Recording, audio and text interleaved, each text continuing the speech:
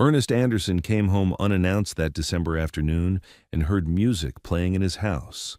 He froze. For 3 years, his home in Denver had been silent.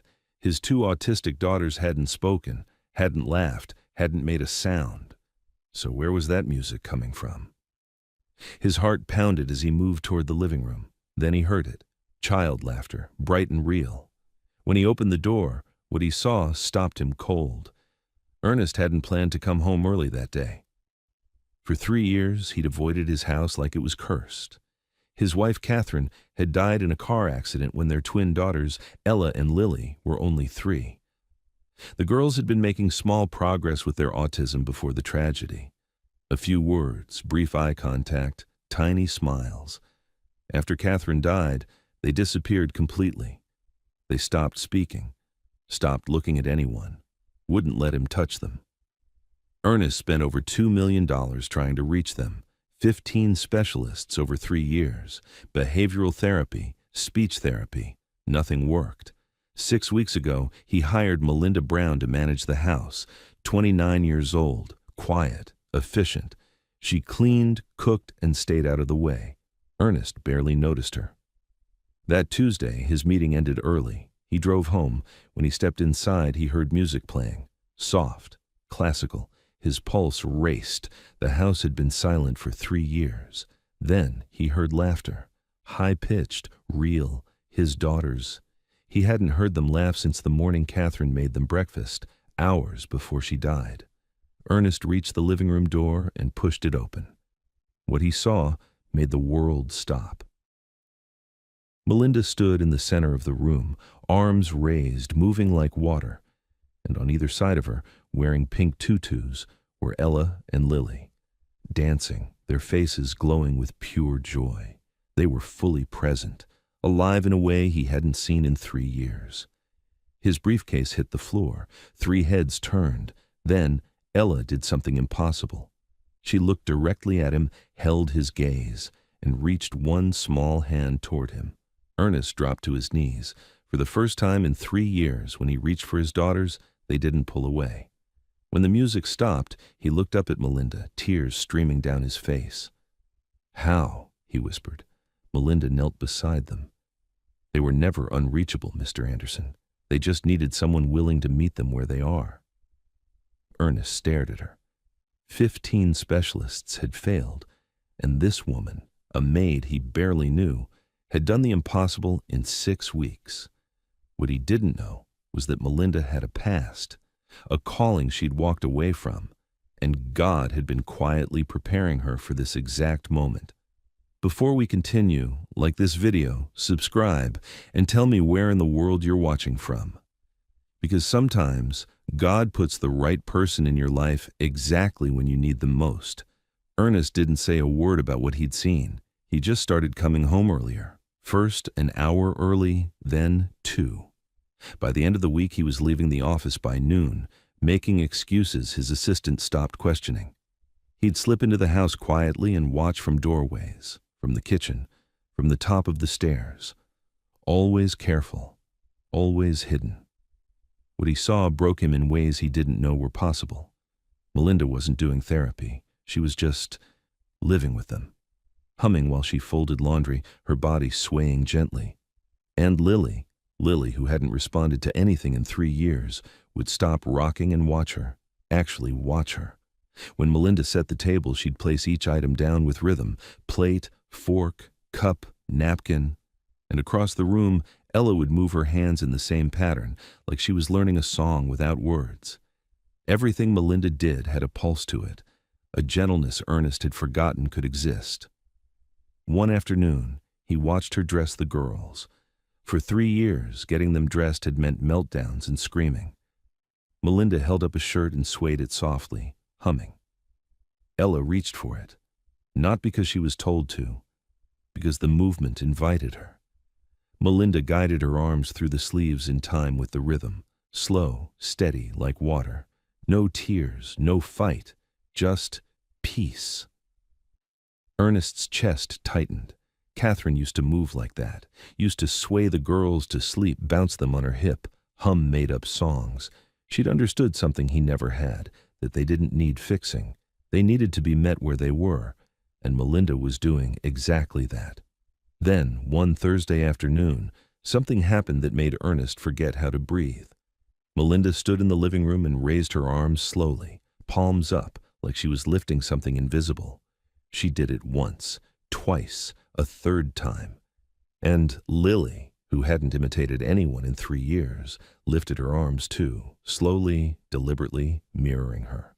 Ernest's hand froze on his laptop. His throat burned. He wanted to shout, to cry, to run into that room and thank Melinda for giving him back something he thought was gone forever. But he didn't move. He just sat there, watching this woman unlock his daughters with nothing but presence and rhythm. And that's when the question hit him like a fist to the chest. How did she know? How did a maid, someone with no credentials, no training that he knew of, understand his daughters better than 15 specialists? Better than him? Ernest stared at Melinda as she guided the girls into another gentle movement.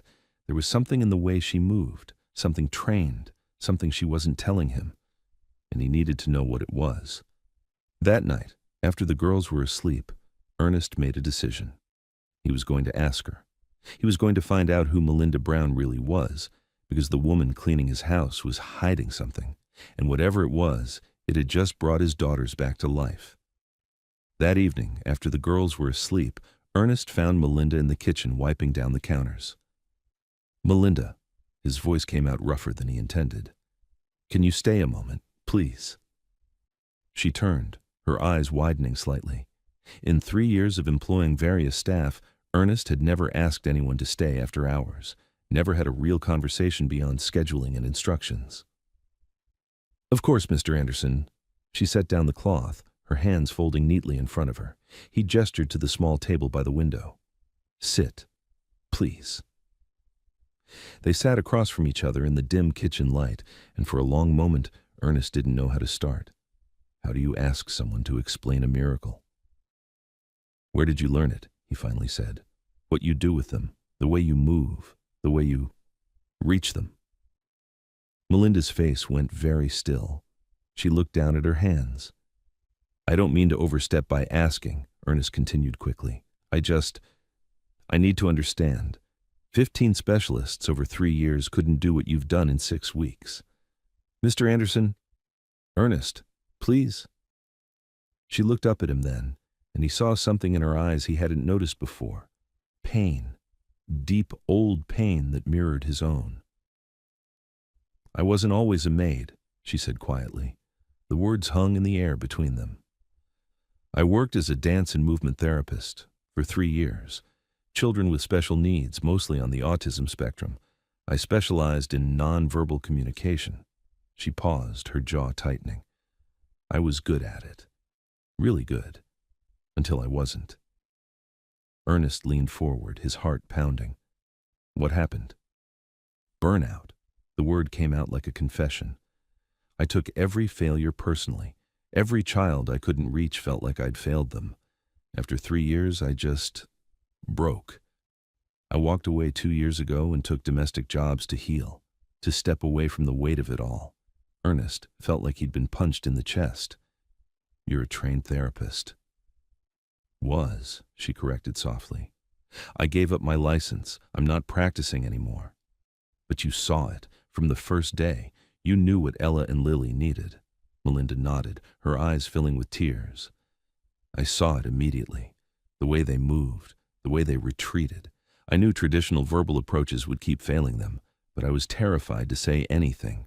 Who would believe the maid?" Ernest's hands clenched on the table, not from anger at her, from rage at himself. "I've been paying you minimum wage to clean floors while you've been doing what I paid specialists 6 figures to fail at." "Mr. Anderson," "Ernest," his voice cracked. "You gave me back my daughters, Melinda, and you did it thinking you had to hide who you really are because I was too blind to see you." She looked away, a tear sliding down her cheek. "Teach me," Ernest said suddenly. "Teach me how to reach them, how to be present with them the way you are." Melinda met his eyes. "It's not about technique, Ernest. It's about showing up, being patient, meeting them in their world instead of dragging them into ours." Then teach me that, he said, because I've been absent for 3 years, and I'm ready to come home. Melinda studied him for a long moment. Then she nodded. Okay. But there was something else in her expression, something uncertain, like she was opening a door she'd spent 2 years keeping locked, and Ernest had no idea that inviting her deeper into their lives meant she'd eventually have to face the very thing that had broken her in the first place. A week later, Melinda found something that would change everything. Ernest had finally given her the key to Catherine's office, a room he'd kept locked for 3 years. Just do what you need to do, he'd said, his voice barely steady. Melinda worked carefully, treating everything like it was sacred. Catherine's books, her ballet slippers on the shelf, photos of her dancing before everything got harder. Then she opened the closet. Behind Catherine's wedding dress, she found a box, unmarked, dusty. Inside were dozens of small drives, each one labeled in Catherine's handwriting with dates. Some from when she was pregnant, others from when the girls were babies. The last one dated 2 days before the accident. Melinda carried the box downstairs with shaking hands. Ernest was in the kitchen, staring at his coffee. When she set the box in front of him, his face went white. I found these in her office, Melinda said quietly. I think you need to see them. Ernest stared at his wife's handwriting like it might shatter him. Will you stay? He whispered. I can't do this alone. Melinda sat beside him. Ernest plugged in the first drive. The screen flickered. Catherine appeared, pregnant, sitting in her office. She looked tired but radiant. My sweet girls, she said to the camera, if you're watching this, it means Mama isn't there to tell you herself. I know words are hard for you. So I'm recording these, my voice, my movements, my songs. So someday, even if I can't be there, you'll still have me. The video showed Catherine singing lullabies, dancing slowly, moving with the same grace Melinda had been using with the girls. Ernest's hands trembled as he opened video after video. Catherine had known. Somehow, she'd known her daughters would need this. Then he opened the final file. 2 days before the accident. Catherine looked directly into the camera, her voice steady and fierce. Ernest, if something happens to me, don't let the girls stop moving. Movement is their language. Find someone who understands that. Don't let grief freeze them. The video ended. Ernest stared at the blank screen. Then he broke. Completely. He dropped his head into his hands and sobbed, raw, unguarded sobs from a place he'd kept buried for 3 years. Melinda said nothing. She just placed her hand gently on his shoulder. When Ernest finally looked up, his face was wet, his eyes red. She knew, he whispered, and I locked it all away. You were grieving, Melinda said softly. You did what you could. Ernest shook his head. She left me a roadmap, and God sent you to help me follow it. He looked at Melinda, his jaw tight with new resolve. Will you help me use these videos with the girls? Let them hear their mother again. Melinda nodded. Every day. But as Ernest held that final drive, neither of them knew that bringing Catherine's voice back would unlock something they weren't prepared for. Something that would prove Catherine had been right about everything. 2 weeks after finding Catherine's videos, something happened that Ernest would remember for the rest of his life. They'd started incorporating Catherine's recordings into the daily sessions. Her voice filled the house again, soft, warm, alive. At first, Ernest worried it would break the girls, hearing their mother would send them spiraling back into darkness, but it didn't. Instead, Ella and Lily responded to Catherine's voice like flowers turning toward sunlight. They moved more freely, smiled more often. It was like some part of them remembered, even after 3 years of silence. That afternoon, all 3 of them were in the living room. Catherine's lullaby played softly, the one she used to sing when the girls were babies. Melinda guided them through gentle movements, her arms raised, the girls mirroring her. Ernest had started joining the sessions, not leading, just being there. Present, learning to exist in their world instead of dragging them into his. Midway through the routine, Lily suddenly stopped moving. Everyone froze. Ernest's heart dropped. Was she regressing? Was this too much? Lily stood completely still, staring at Melinda. Then, clear as daylight, she said one word. Again? The room went silent except for Catherine's voice still playing in the background. Ernest gasped, his hand flying to his mouth. Melinda's eyes filled with tears, but she kept her face calm, steady. Again? Melinda said gently. You want to do it again, sweetheart? Lily nodded, deliberately, purposefully. Then she said it again. Again. Ernest couldn't breathe. His daughter, his baby girl who hadn't spoken in 3 years, had just said a word, a real word, with meaning, with intention.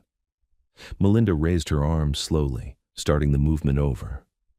This time, Lily mouthed the words silently as they moved, her lips forming it carefully. Again. When the movement ended, Lily looked at her father, really looked at him, and said something that shattered what was left of Ernest's heart. Mama singing. 2 words, full meaning. His daughter was speaking. Ernest dropped to his knees, trembling. He wanted to scream, to cry, to hold her and never let go. But he stayed still, terrified of breaking the moment. Lily walked over to him, walked, not shuffled, and placed her small hand on his cheek. Mama singing, she said again. We dance. Ernest pulled her close, and for the first time in 3 years, Lily wrapped her arms around his neck. Ella moved closer too, pressing herself against his side. Melinda knelt beside them, tears streaming down her face. Ernest looked at her, his voice breaking. She spoke. Melinda nodded, smiling through her tears. She did. That night, after the girls were asleep, Ernest sat in his office staring at his phone. He'd recorded the moment, Lily's voice saying, again, captured forever. He should have been celebrating, shouting from the rooftops, calling everyone he knew. But instead, a dark thought crept into his mind. What if someone tried to take this away? What if someone decided Melinda's methods were dangerous, unproven? He thought of Dr. Morrison, the lead behavioral therapist he'd paid $180,000 over 3 years, the one who'd told him nonverbal regression was likely permanent. She didn't know about Lily's breakthrough yet, but when she found out, what would she say? Ernest stared at Melinda's number in his phone. She'd given him everything, but he'd never told her she was more than staff, never told her she was family. And that silence might cost him everything, because the world didn't always celebrate miracles. Sometimes it questioned them. Dr. Morrison showed up unannounced 3 days after Lily spoke her first words. Ernest had made the mistake of sending her a video. Subject line, she spoke. He'd been too excited to think clearly, too grateful to consider the consequences. Dr. Morrison didn't congratulate him. She demanded to observe Melinda's methods in person. Ernest tried to say no. But 3 years of conditioning, 3 years of trusting credentials over instinct, made him agree. That afternoon, Dr. Morrison sat in the corner of the living room, her face unreadable as she watched. Melinda guided Ella and Lily through their routine. Catherine's voice played softly. The girls moved with focus, with joy. Lily used her new words. Again, more, Mama singing. Ella showed clear engagement, her eyes bright and present. To anyone else, it would have looked like a miracle. Dr. Morrison saw something different. After the session, she pulled Ernest into the hallway, her expression severe. Mr. Anderson, what I just witnessed is dangerous. Ernest blinked. Dangerous? My daughter is speaking again. Unregulated methodology, Dr. Morrison said sharply. Movement therapy without proper clinical oversight. This woman has no active license, no accountability. What she's doing is pseudoscience masquerading as treatment. Ernest's jaw tightened. It's working. Is it? Dr. Morrison's voice dropped. Or is your daughter simply parroting sounds? Echolalia is common in autism. This could be meaningless repetition, not true communication. And encouraging it without proper assessment could cause regression worse than before. Ernest felt his stomach turn. You're saying she's not really speaking? I'm saying you're gambling with your daughter's futures. Dr. Morrison glanced toward the living room where Melinda was cleaning up. That woman is playing therapist without credentials. I have an ethical obligation to report this to Child Protective Services. The words hit Ernest like ice water. You're threatening to call CPS? I'm protecting your children from harm. Dr. Morrison's face softened slightly. Ernest, I understand you're desperate, but you've invested 3 years in evidence-based approaches. Don't throw that away for unproven methods delivered by domestic staff. Ernest stood there, caught between two realities. Dr. Morrison represented everything he'd been taught to trust: degrees, institutions, clinical distance. She'd taken $180,000 of his money over 3 years and produced nothing but reports and cautious prognoses. Then he thought of Melinda. No credentials on his payroll, just presence, just patience, just 3 years of training she'd walked away from because she cared too much. And his daughters, actually present, actually responding, actually alive for the first time since Catherine died. Ernest looked Dr. Morrison in the eye. You had 3 years, he said quietly. 3 years and $2 million. You gave me charts and clinical assessments, but you never gave me hope. Mr. Anderson, Melinda gave me my daughters back in 6 weeks. His voice was steady now, certain. She learned their language. You tried to force them to learn yours. Dr. Morrison's face hardened. You're making a mistake. Then it's mine to make. Ernest moved toward the door, opening it. We're done here, Dr. Morrison. Send whatever reports you need to send, but you're not coming back into my house. She stared at him, stunned. Then she gathered her things and left without another word. Ernest stood in the empty hallway, his heart pounding. He'd just chosen an unlicensed maid over a board-certified specialist. He'd just bet everything on something he couldn't explain to anyone who hadn't witnessed it. And he had no idea if he'd just saved his daughters or destroyed them. From the living room, he heard Lily's voice. Daddy, come. His daughter. Calling him. With words. Ernest walked back into the room where Melinda stood with both girls, uncertainty written across her face. She'd heard everything. Is everything okay? She asked quietly. Ernest knelt beside his daughters. Everything's perfect. But the look in Melinda's eyes told him she didn't believe it. And deep down, Ernest knew the truth. Dr. Morrison wasn't done, and the battle for his daughter's future had just begun. 3 days after Dr. Morrison's visit, Ernest found Melinda packing. He'd come home early, as usual. But instead of finding her in the living room with the girls, he heard movement upstairs. When he reached her room in the guest wing, the door was open. Her belongings were in boxes. Ernest's chest tightened. What are you doing? Melinda didn't turn around. I'm giving my 2 weeks' notice, Mr. Anderson. The formal title hit him like a slap. She hadn't called him that since the night they watched Catherine's videos. Why? His voice came out rougher than he intended. She finally looked at him, and her eyes were red. My sister runs a cleaning company in Philadelphia. She offered me a supervisor position, better pay, less complicated. Complicated? Ernest stepped into the room. Melinda, what's this really about? She set down the sweater she'd been folding, her hands trembling. I overstepped. I'm not their mother. I'm not their therapist. I'm just the maid. And after what Dr. Morrison said, Dr. Morrison is wrong. Is she? Melinda's voice cracked. What if she's right? What if I'm doing more harm than good? What if Lily's words don't mean anything? What if I've been playing pretend this whole time and I'm too blind to see it? Ernest stared at her. You don't believe that? I don't know what I believe anymore. Tears spilled down her cheeks. But I know I can't be the reason someone calls CPS on you. I can't be the reason you lose your daughters. You're the reason I have them back. Melinda shook her head. I'm staff, Ernest. That's all I am. That's all I should be. The words hung between them like a wall. Ernest realized with sickening clarity that he'd done this. He'd never told her she was more than that, never made her feel like family. He'd let her exist in this impossible space, essential but invisible, saving his life while believing she was just doing her job. When are you leaving? He asked quietly. 2 weeks. She wiped her eyes. I'll stay through the transition. Help you find someone else. Ernest wanted to argue, to beg, to tell her she couldn't be replaced, but the words stuck in his throat, tangled up with 3 years of grief and guilt he didn't know how to voice, so he just nodded. Okay. Melinda's face crumpled for a moment before she turned away. I'll finish packing later. The girls need lunch. She walked past him, and Ernest let her go. He stood alone in her half-empty room, feeling like the ground was crumbling beneath him, and he had no idea how to stop it. The next morning, everything changed. Melinda came to work but kept her distance, professional, polite, careful not to get too close.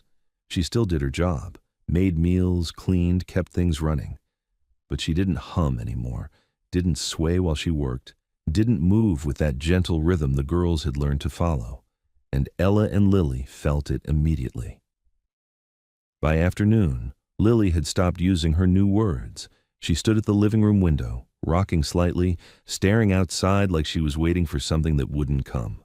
Ella retreated to the corner and began spinning, slow, repetitive circles she hadn't done in weeks. Ernest watched it happen in real time, watched his daughter slip backward into the silence they'd just escaped. That night, he found them both at the window again, still waiting. Lily's small hand pressed against the glass, and Ernest understood. They weren't waiting for something. They were waiting for someone. For Melinda. The woman who'd brought them back to life. The woman who was leaving in 2 weeks. And Ernest had just let her walk away without a fight. By the second day, Lily stopped eating. Ernest sat at the kitchen table watching his daughter push food around her plate without taking a single bite. She hadn't spoken since Melinda pulled away. Not a single word. Just silence and that constant staring out the window. Every afternoon at 3 o'clock, the exact time Melinda used to start their sessions, both girls would go to the living room window and wait. They'd stand there for an hour, sometimes longer, just watching the driveway, waiting for her to come back. Ella had started rocking again, the repetitive motion she'd finally stopped weeks ago, back and forth, her eyes unfocused and distant. Ernest tried. God knows he tried. He put on Catherine's recordings, raised his arms the way Melinda had, moved slowly, gently, trying to remember everything he'd watched her do. But it didn't work. The girls wouldn't engage, wouldn't look at him. It was like they'd learned a language from Melinda that Ernest still couldn't speak, no matter how hard he tried. On the 3rd day, something happened that destroyed him. He found Ella in the living room trying to dance alone, her small arms raised toward the ceiling, her body swaying awkwardly, unsteadily. She was trying to recreate what Melinda had taught her, trying to hold onto it, but she couldn't sustain it. After a few moments, her arms dropped, her face crumpled, and tears, actual tears, rolled down her cheeks. Ernest hadn't seen his daughter cry in 3 years, not since before Catherine died. He moved toward her, but Ella turned away from him, pressed her face against the window, and kept crying silently, her small shoulders shaking. Ernest stood there helpless, watching his daughter grieve for someone who was still alive but might as well be gone. That night, after both girls finally fell asleep, Ernest went to his office. He sat in the dark for a long time, thinking about Dr. Morrison's threats, about Melinda's boxes packed upstairs, about his daughters standing at that window day after day. Then he did something he hadn't done since the night they first watched the videos. He opened Catherine's final recording, the one where she looked directly into the camera and spoke to him. Ernest, if something happens to me, don't let the girls stop moving. Movement is their language. Find someone who understands that. Don't let grief freeze them. Ernest had heard those words before, but this time they hit differently. Catherine hadn't just been talking about the girls. She'd been talking about him. For 3 years, he'd been frozen, buried in work, hiding from the house, avoiding connection because it hurt too much. And when someone finally came along who could unfreeze his daughters, who could unfreeze him, he'd let her believe she was nothing more than staff. He'd let grief make him blind. Ernest stared at his wife's face on the screen, and suddenly he understood what he had to do. Melinda was leaving in less than 2 weeks. His daughters were disappearing again. And if he didn't do something, if he didn't find the courage to say what he'd been too afraid to say, he was going to lose everything that mattered, not just for Ella and Lily, for himself. Because somewhere between watching Melinda dance with his daughters and seeing her pack her bags, Ernest had fallen in love with her, and he'd never told her. Ernest caught Melinda on her last day. She was loading the final box into her car when he pulled into the driveway. Behind her, through the living room window, he could see Ella and Lily standing in their usual spot, waiting, like they had every day at 3 o'clock for 2 weeks. Melinda. His voice stopped her mid-motion. She turned, her eyes red and tired. Mr. Anderson, Don't. He walked toward her, his heart pounding. Don't call me that, and don't leave, not yet, please. Ernest, we've been through this. I need to show you something. He gestured toward the house. 5 minutes, that's all I'm asking. She hesitated, then nodded. He led her inside, past the living room where the girls immediately perked up seeing Melinda, past the kitchen, down the hallway to the door that had been locked for 3 years. Catherine's music room. Ernest pulled out the key, his hand steady this time. I've been working on this every night for 2 weeks. He pushed the door open. Melinda gasped. The room was transformed, soft lighting, Catherine's sound system restored, and covering every wall, dozens of Ella's drawings. Every single one showed the same thing. 4 people holding hands, dancing, and above them, in the corner of each drawing, a blonde woman in a flowing dress, smiling down. Catherine, watching over them. This is where Catherine practiced, Ernest said quietly, where she danced when she was pregnant with the girls, where she planned to teach them someday. He turned to face Melinda fully.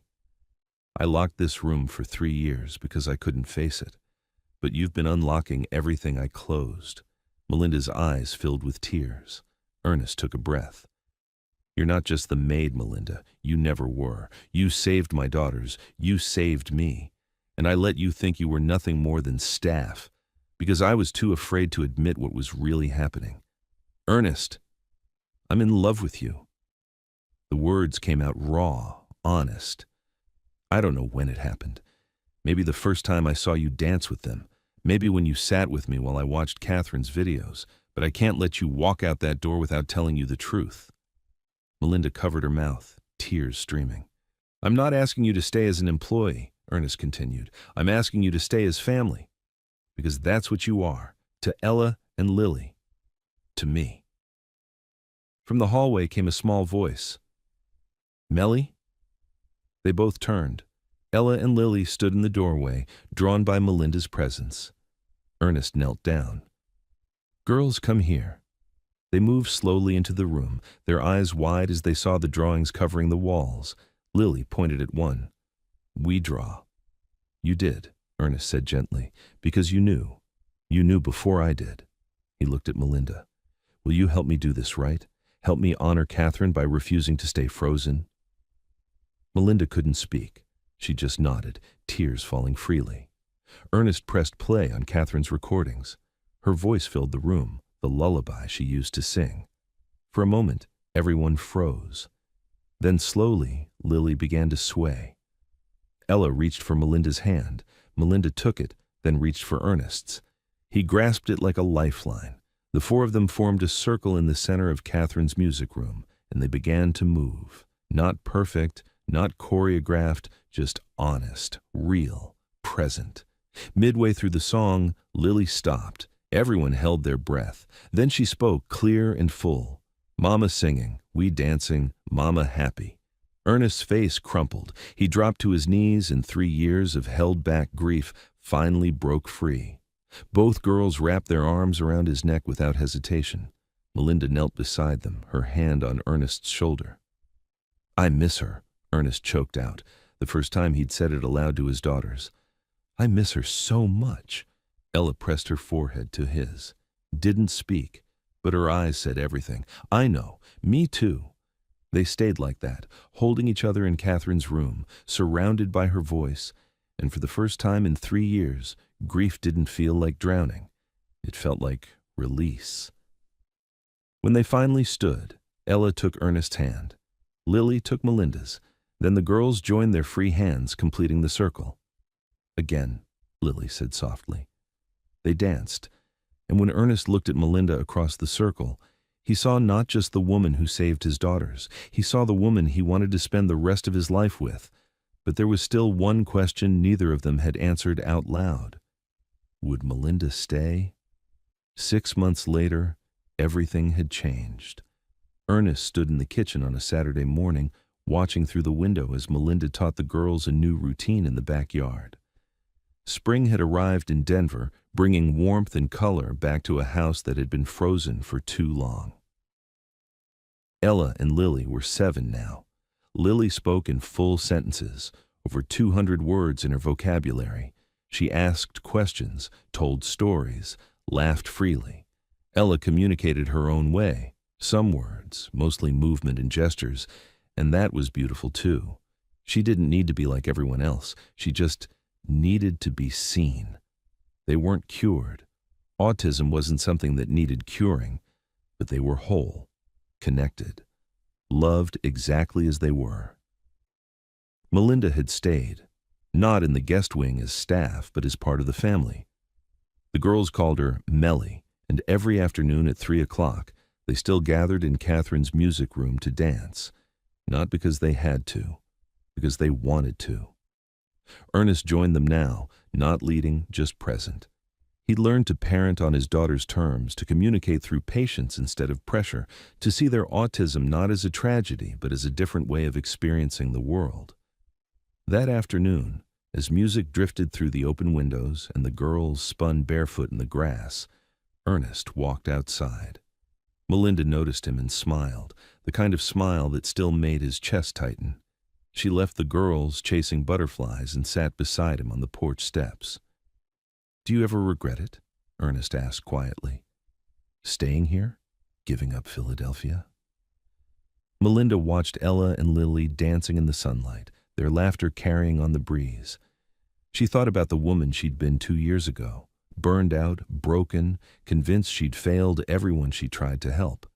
Then she looked at these 2 extraordinary girls who'd taught her that healing wasn't linear.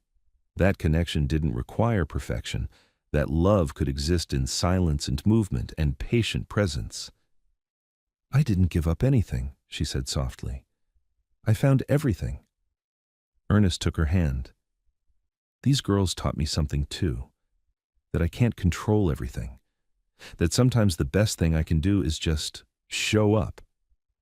"And you do," Melinda said, "every single day." From across the yard, Lily called out, "Daddy, Melly, come dance." Ernest and Melinda stood. As they walked toward the girls, Ella ran up and grabbed both their hands, pulling them into a circle. Catherine's old music played from the speaker Ernest had brought outside. And there, in the backyard where grief had once made everything gray, 4 people danced together. Not perfect, not choreographed, just real. Ernest looked at Melinda, and she looked back. In her eyes, he saw the future, messy and beautiful and full of grace. Later that evening, after the girls were asleep, Ernest found the photo Melinda had taken that afternoon. All 4 of them mid-spin, arms raised, faces bright with joy. He placed it on the mantel beside Catherine's portrait. 2 images, 2 chapters of love, both true, both sacred. Beneath the new photo, Ella had written in careful letters, "We dance, we love, we family." Ernest traced the words with his finger. For 3 years he'd believed healing meant forgetting, that moving forward meant leaving Catherine behind. But his daughters had taught him something better. Healing didn't mean forgetting. It meant transforming pain into presence. It meant honoring what was lost by choosing to fully live. Catherine's voice would always be part of their story.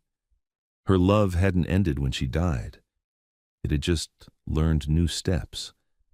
And standing in his living room, looking at the 2 portraits side by side, Ernest understood what God had been whispering all along. Love doesn't replace love. It multiplies. Grace doesn't erase grief. It walks beside it.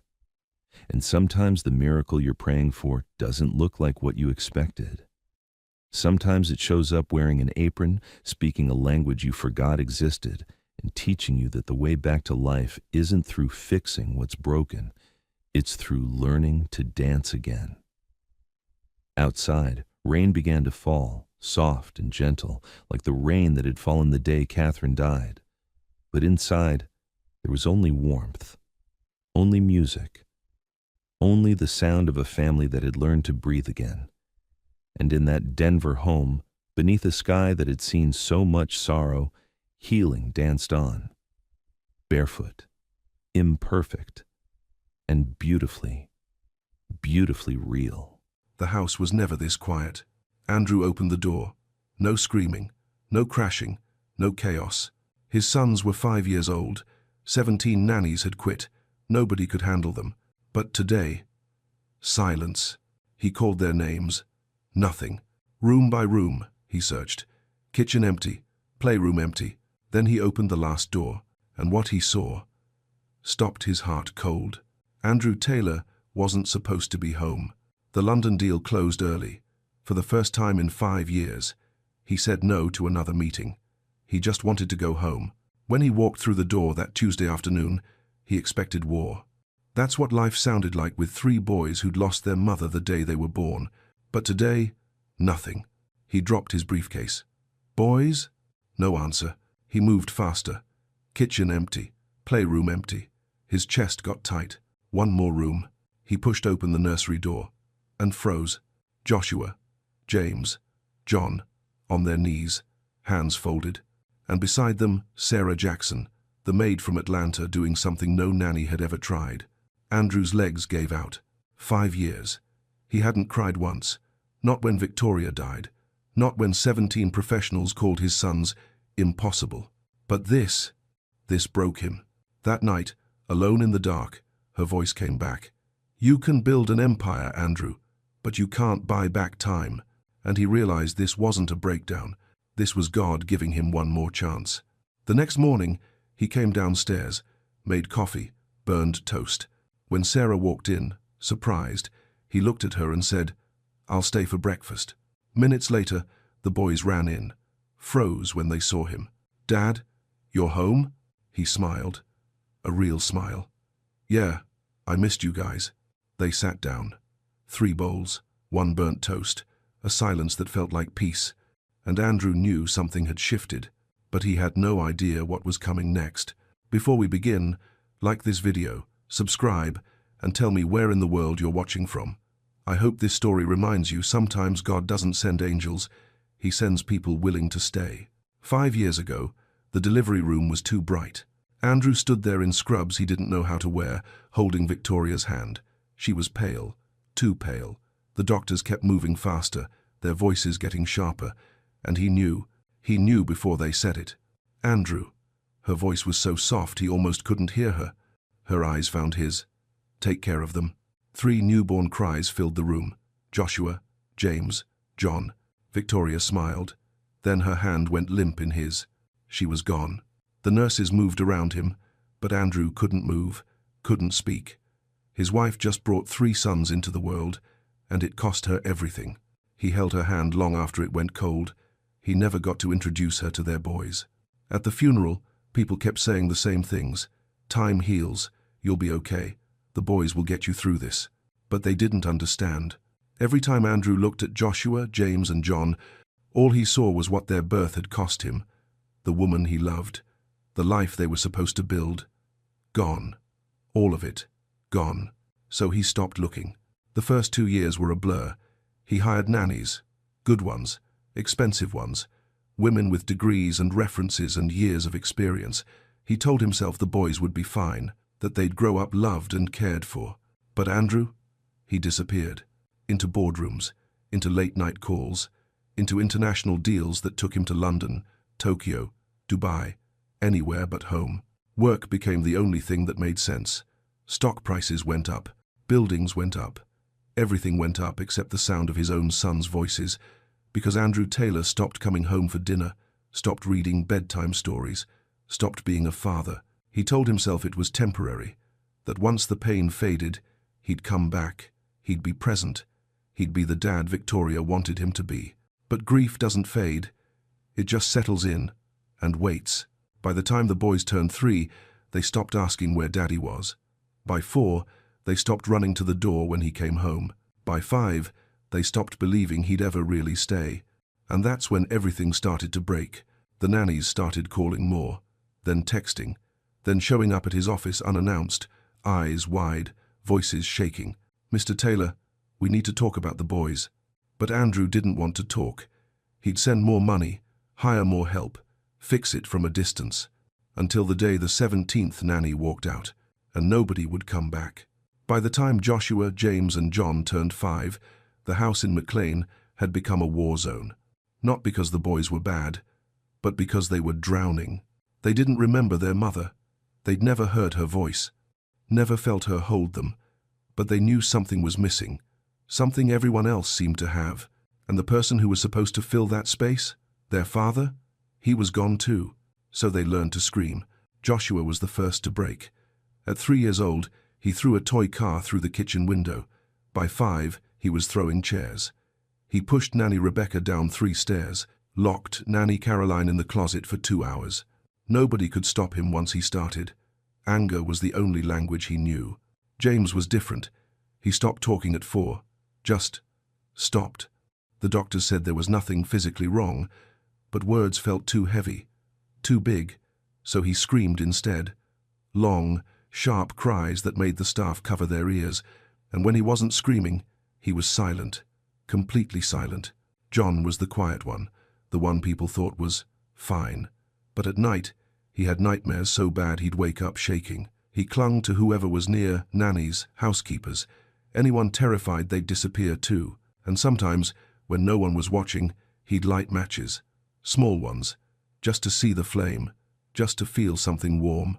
The nannies came with degrees, with references, with years of experience working with difficult children, but none of them lasted. Nanny Diane quit after 3 days, said the boys were beyond help. Nanny Margaret lasted 2 weeks, filed a complaint, said Joshua was dangerous. Nanny Ruth made it 4 months, longest one yet, but even she broke. Told Andrew the boys didn't need a nanny, they needed a father. Then she walked out and never came back. 17 women in 3 years. The agencies stopped sending people, stopped returning Andrew's calls. One director told him flat out, "Mr. Taylor, your sons have a reputation. No one wants to work in that house." Andrew hired private therapists, behavioral specialists, experts who came in with charts and strategies and promises. But nothing worked, because the boys weren't broken. They were just waiting for someone to see them, really see them, and no one did. Until 3 weeks ago, when a woman showed up with a mop, a quiet voice, and no reason to stay. Her name was Sarah Jackson, and she wasn't supposed to change anything. Sarah Jackson wasn't supposed to be there. The cleaning agency sent her as a last-minute replacement. No interview, no background check, just a phone call at 6 in the morning, asking if she could start that day. She showed up at the McLean house with a small bag, a reference letter from a church shelter in Atlanta, and a quiet good morning that nobody really heard. Andrew barely looked up from his phone. "You're the new maid?" "Yes, sir." "Good. Just clean what you can. Stay out of the boys' way." He left for the office 10 minutes later. Sarah stood in the big, silent house and took a breath. She'd cleaned plenty of homes before, rich ones, empty ones. Homes where people lived but didn't really live. This one felt different, colder. She started in the kitchen, scrubbed counters, swept floors, folded laundry no one had touched in days. Everything was expensive, everything was clean, but nothing felt warm. Then she heard footsteps. 3 boys appeared in the doorway, staring at her, not saying a word. "Hi," she said softly. "I'm Sarah." Joshua, the oldest by 2 minutes, tilted his head, then picked up a plate and threw it at her. It shattered against the wall behind her head. Sarah didn't flinch, didn't yell. She just looked at him. "You done?" He blinked. No one had ever asked him that before. James started screaming. No words, just sound, high-pitched and sharp. Sarah stayed still, waited, let him get it out. John walked over, grabbed her mop, and locked her in the supply closet. She heard the lock click, heard their footsteps run away, heard laughter echo down the hall. Most people would have called Andrew. Quit on the spot, packed their bags and left. Sarah sat down on a bucket in the dark closet, pulled out her phone, and prayed. 20 minutes later, the housekeeper found her and let her out. "You all right?" the woman asked, eyes wide. Sarah nodded. "Yeah, I'm fine. You're not gonna quit?" Sarah looked down the hall where the boys had disappeared. "No, not yet." That night, after everyone went to bed, Sarah walked upstairs. The boys' rooms were at the end of the hall. She could hear them. Whispers. Movement. No sleep. She knocked softly. "Can I come in?" Silence. She opened the door anyway. All 3 boys were awake, sitting on their beds, staring at her like she was a ghost. Sarah didn't say anything at first. She just walked over, pulled their 3 beds together, sat down on the edge. "You can test me," she said quietly. "You can throw things, scream, lock me in closets. I get it." Joshua narrowed his eyes. "You're gonna leave. Everyone does." Sarah looked right at him. "I'm not everyone." James made a sound, not a scream, something softer, like he wanted to believe her but didn't know how. John climbed under his blanket and turned away. Sarah stayed there for a while, didn't force anything, didn't try to fix them, just sat, present, still. Then she started talking, told them a story about 3 baby birds who fell from their nest during a storm, how they were scared, how they didn't think anyone would find them, but someone did, someone stayed.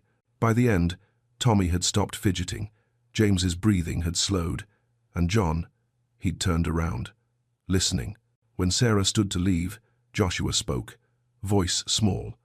"Are you coming back tomorrow?" She looked at him. "Yeah, I'll be here." "Promise?" "Promise." The next morning, Sarah found a small grey rock on her pillow, a smiley face drawn on it in red crayon. No note, but she knew. It was from John, and for the first time in 3 years, something in that house started to soften. But Sarah had no idea what was coming. The first week, Sarah learned their rhythms. Joshua got angry when things were too loud, so she started humming, soft, low, just background noise that somehow made him breathe slower. James drew when he couldn't speak. She found old sketch pads in the storage room, left them on the kitchen table with colored pencils, never said a word about it, just let them be there. John collected rocks. Every day, he'd bring her a new one, set it on the counter while she worked. She started giving him small jars, helped him label them. Found by the mailbox, from the backyard. He never said thank you, but he'd smile, just a little. The staff noticed, whispered to each other when Sarah walked by.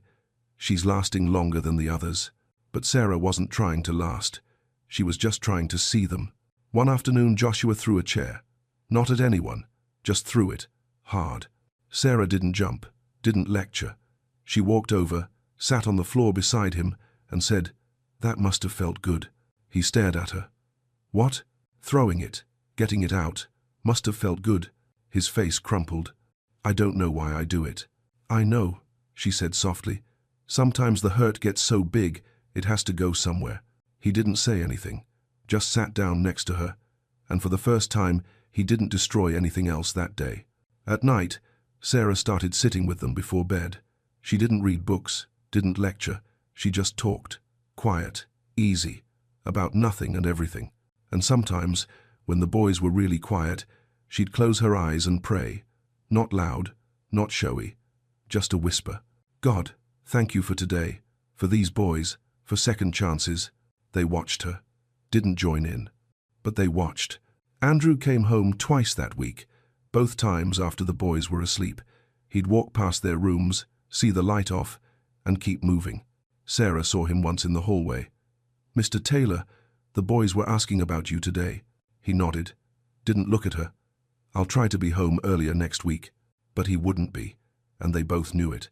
By the 3rd week, the house felt different, softer.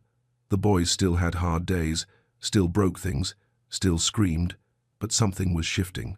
Sarah felt it. The boys felt it. But Andrew? He was in London, then Tokyo, then back to D.C. for another deal. He had no idea what was happening in his own home until the morning everything broke wide open. It happened on a Thursday morning. Sarah was in the kitchen, wiping down counters, when she heard the crash. Then another, then screaming. She dropped the rag and ran. The playroom was destroyed. Toys everywhere. A lamp shattered on the floor. Joshua was throwing books at the wall. James was screaming no words, just sound, his face red, tears streaming. John was in the corner, rocking back and forth, hands over his ears. The housekeeper ran past Sarah, heading for the door. "I'm calling Mr. Taylor." "Wait." But she was already gone. Sarah stood in the doorway, glass on the floor, chaos everywhere. 3 boys falling apart. She could leave, walk out like everyone else, call it too much, say she tried, but she didn't.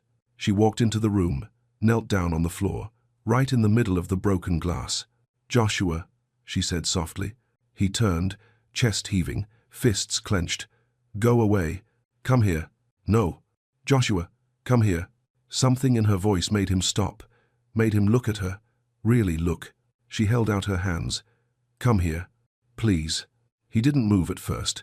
Then slowly, he walked over, sat down in front of her. James stopped screaming, watched. John lifted his head. Sarah took Joshua's hands, then reached for James, then John. All 3 of them, sitting in a circle on the floor, surrounded by broken things. "Close your eyes," she whispered. They didn't understand, but they did it anyway. Sarah bowed her head. "God, we're really angry right now.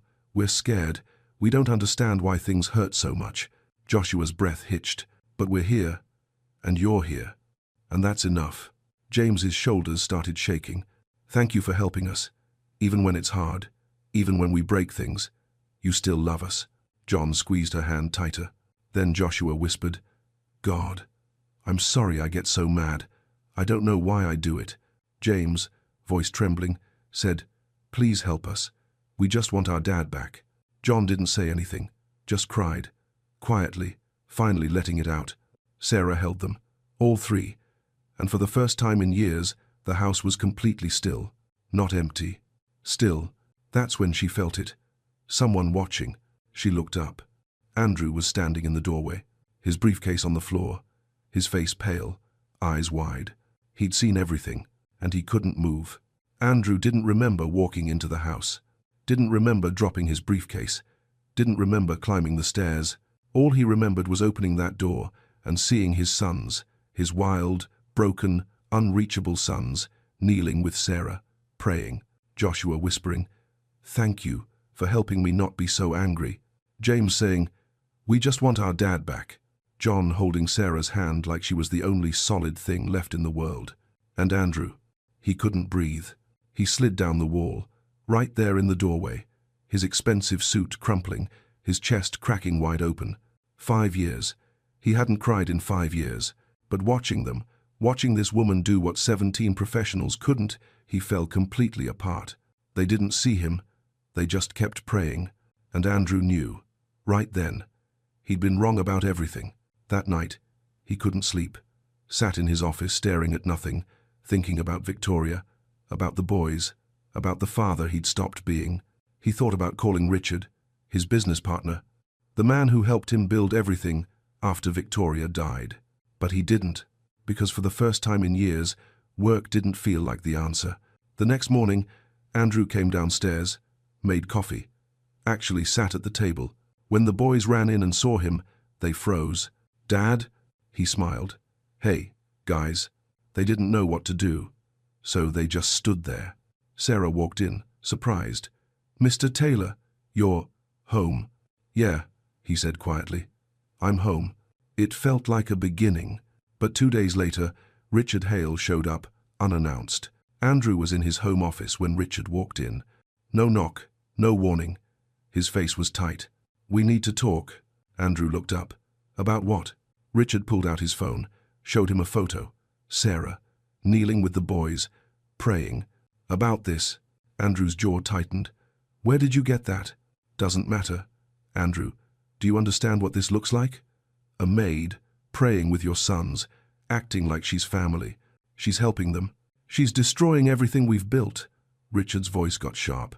"The press gets hold of this? A housekeeper raising the Taylor heirs? Our reputation is done. The company's done." Andrew stood up slowly.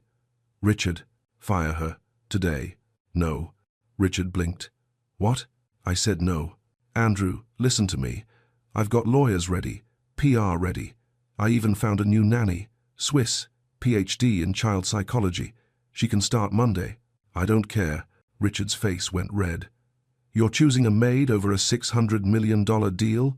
Over everything we've worked for? Andrew's voice didn't shake. She's helping my sons. That's all that matters. Then you're making a mistake. Maybe, but she stays. Richard stared at him, then shook his head, walked toward the door.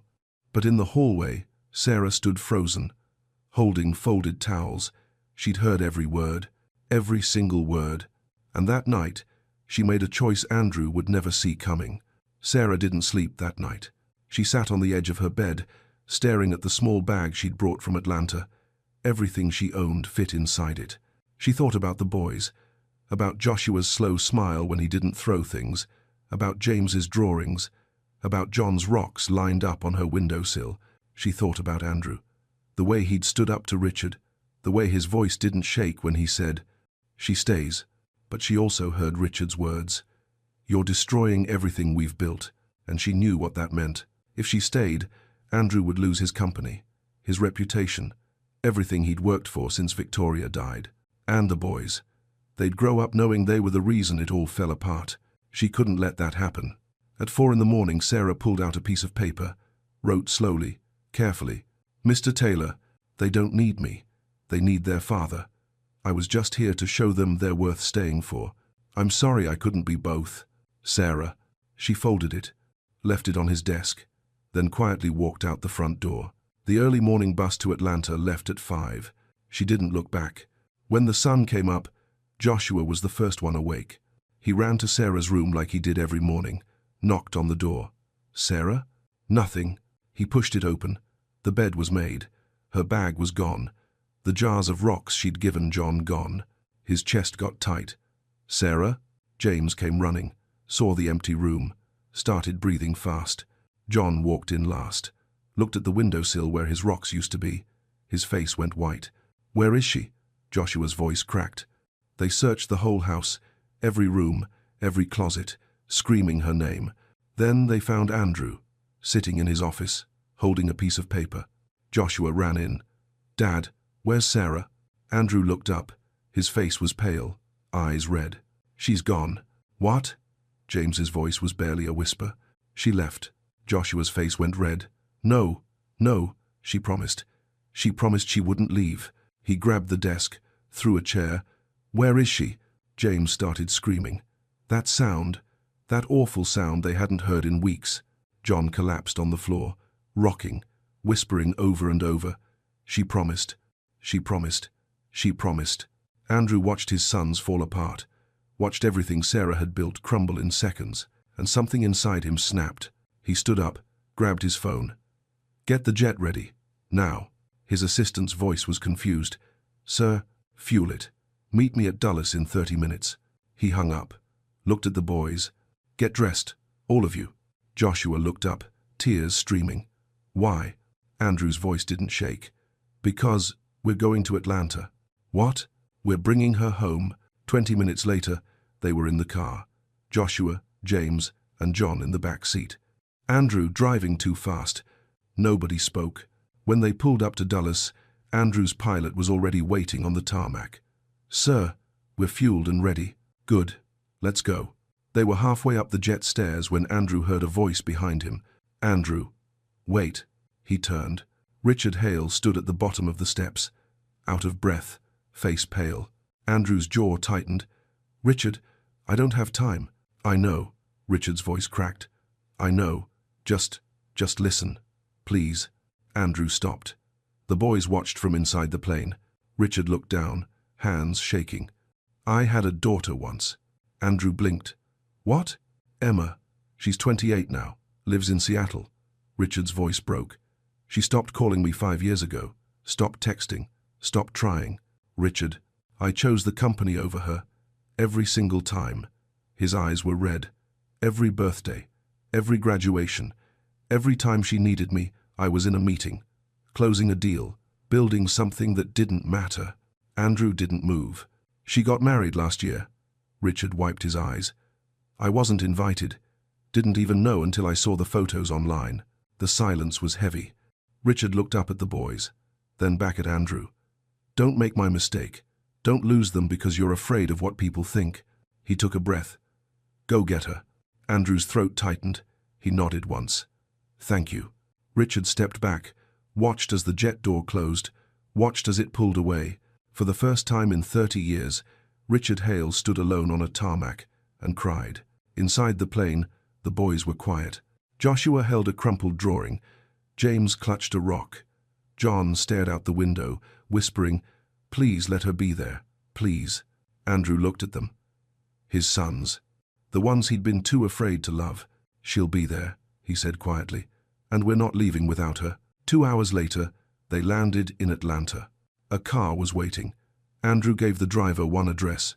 Auburn Avenue, the old brick church. Joshua sat forward. "How do you know she's there?" Andrew looked out the window. "Because that's where people go when they need to pray." 15 minutes later, the car stopped. Small brick building, wooden doors, quiet street. Andrew stepped out. The boys followed. He pushed the door open slowly, and there she was, kneeling at the front, alone, head bowed, praying through her tears. She didn't hear them at first. Then Joshua's voice shattered the silence. "Sarah." Sarah's head lifted.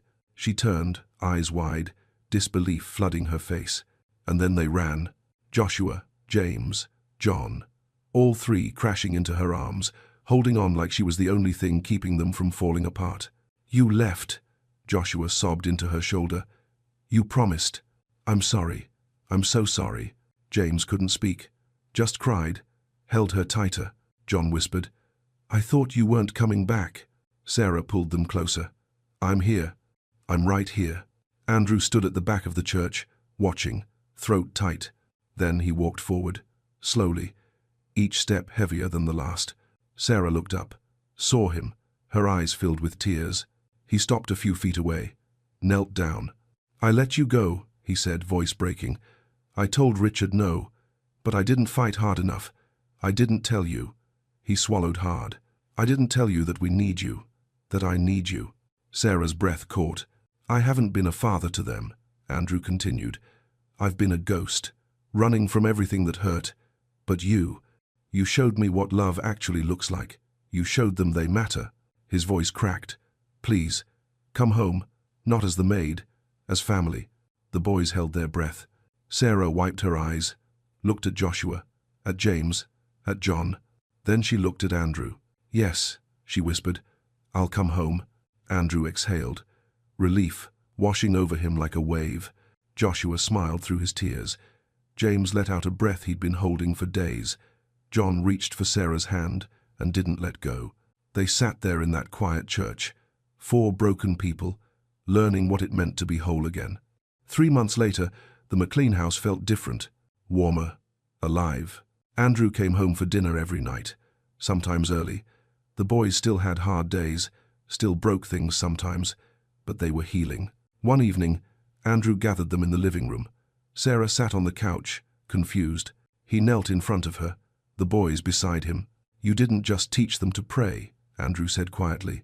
"You taught me how to be present, how to stay, how to choose love over fear." He pulled 3 small envelopes from his pocket, handed them to the boys. "They wanted to ask you themselves." Joshua, James, and John each gave her a letter. Inside, crayon drawings, the 4 of them holding hands. And in wobbly handwriting, the same question. "Will you stay forever?" Sarah's hands trembled. Tears fell. "Yes," she whispered. "Yes, I'll stay." Andrew took her hand. "Then stay. Help me raise them. Help me build a home again. Not as the help, as the heart of this family." She nodded. "I will." And for the first time in 5 years, Andrew Taylor stepped fully into fatherhood. Not perfect, but present. Not because someone forced him, but because someone loved his sons enough to show him the way back. And sometimes, that's all grace is. Showing up, staying, and letting love do what money never could. He thought he was surprising his sons. Just a quick visit, a quiet moment. But when he walked into that classroom, he saw something he wasn't ready for. His twin boys were already standing beside someone else. Not a teacher, not family. The maid. She was holding their Mother's Day card, and the way they looked at her changed everything. He had no idea they invited her. And what happened next? He never told anyone. Until now. It wasn't planned. There was no conversation. No hint. Just a moment that changed what he thought he knew. Jonathan Scott was never the forgetful type, especially not today. Mother's Day. His wife, Margaret, died giving birth to the twins. And for 7 years, he did everything he could to make sure they didn't feel that hole too deeply. This year he cleared his meetings, put on the tie she gave him, showed up early at St. Edmund's, a school where image matters and grief is kept polite. He didn't tell the boys he was coming. He just wanted to be there, to surprise them, to make the day easier. But when he stepped into the classroom, everything stopped. Laughter, voices, movement, all of it paused. Because there they were, his sons, not looking for him, not holding space beside an empty chair, but standing beside her. Evelyn James, the maid, 28, hired after Margaret's death. She was dressed in something soft, no apron, no clipboard, just a blue dress she probably saved for something else. And in her hand, a red paper heart, their Mother's Day card. Jonathan stood frozen. Because the truth hit harder than he expected. They didn't ask him to come. They didn't ask permission. They didn't wait. They chose her.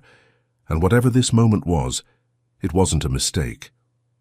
One of the twins leaned his head on her arm. The other smiled like this was exactly how it was supposed to be. And Evelyn, she looked like someone trying to hold it together. Not because she wanted to be their mother, but because maybe God let her fill a space they didn't know how to name.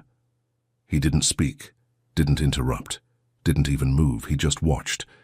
And in that moment, everything he thought he was managing so well quietly fell apart. Before we begin Chapter 1, click subscribe, like this video, and tell us where in the world you're watching from. And I hope this story reminds you of something simple but true. God doesn't always fix the loss, but sometimes He sends someone to sit in the ache with you. And that kind of love, it's never just coincidence. It started with a red paper heart. Not the kind sold in stores, not the perfect kind. The kind a 7-year-old cuts slowly, jagged edges, smudged crayon, bent down the middle from too many folds. In Mrs. Ellison's Year 1 class, the desks were covered in glitter dust and glue sticks, the windows fogged with the breath of children laughing too loud. Everywhere, kids were whispering about Sunday brunch and perfume gifts. They compared cards and asked each other what color their mums would wear. At the back table, John and Kevin Scott worked in silence. Same posture, same serious faces, identical red blazers buttoned to the top. They didn't giggle, they didn't rush, they just folded, carefully. They knew they were supposed to feel something today, but feelings had become tricky in their house. They came in sudden waves, or not at all. Mrs. Ellison passed by and placed a hand gently on Kevin's back. "You boys doing okay?" John gave the smallest nod. Kevin didn't look up. They were used to this, the soft voices, the sideways glances, the well-meaning concern. But they weren't sad. Not exactly. They were waiting for something they couldn't name. That afternoon, while other kids ran to their mums with cards flying in their backpacks, the twins walked slowly down the school steps. The driver waited at the curb in the usual black sedan, but they didn't rush. John held the folded heart like it might rip if the wind touched it. Back home, Evelyn James was finishing the dishes. The house was quiet in the kind of way that felt too big, like the silence stretched into every corner. She didn't mind it. She'd gotten used to the echo of grief. She wore a sweatshirt and house slippers, her hair tied loosely, sleeves damp from rinsing the boys' water bottles. When she heard the door open, she dried her hands, not expecting anything more than snack requests or muddy shoes. But when she turned the corner, she found them standing still in the foyer. Kevin's backpack hung off one shoulder. John was holding something behind his back. He stepped forward, his shoes making no sound on the marble floor. Then, without a word, he handed her the heart. Crayon scrawled across the front in crooked letters, "Will you come?" She blinked. Come where? Kevin looked up. To the Mother's Day tea. Evelyn froze. The moment landed in her chest like something heavy.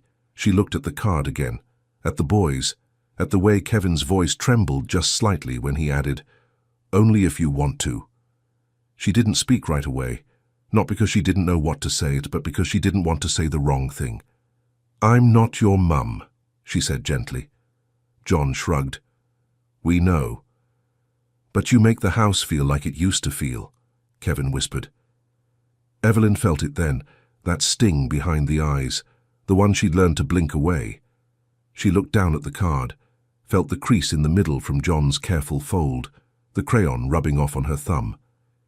"If the school says it's okay," she said softly, "I'd be honored." She didn't say it with excitement. She said it like a promise, quiet and sacred.